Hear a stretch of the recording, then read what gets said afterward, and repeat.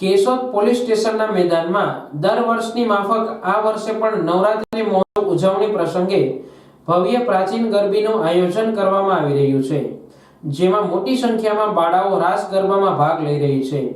આ રાસ ગરબા લેતી બાળાઓને રોજ નાસ્તો આપવામાં આવે છે, જ્યારે દશેરાના દિવસે ઇનામોની લાગણી કરવામાં આવે છે। આ નવરાત્રી આયોજન પહેલા બાળાઓને ટ્રેનર બહેનો દ્વારા પ્રેક્ટિસ કરાવવામાં પણ ભારે જહેમત ઉઠાવવામાં આવે છે।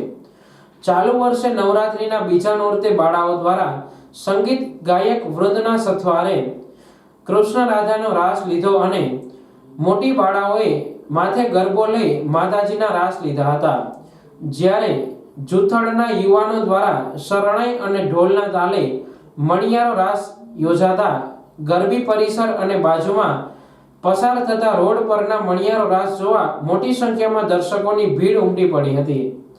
આ નવરાત્રીના સફળ આયોજન પાછળ કેશોદ પોલીસ સ્ટાફની સમગ્ર ટીમ જહેમત ઉઠાવી રહી છે।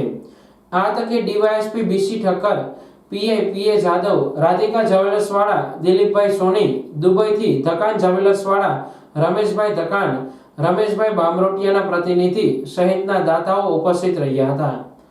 આ ગરબીનું સંચાલન આલ્ફા ક્લાસીસવાળા જીતેન્દ્રભાઈ જોશી કરી રહ્યા છે।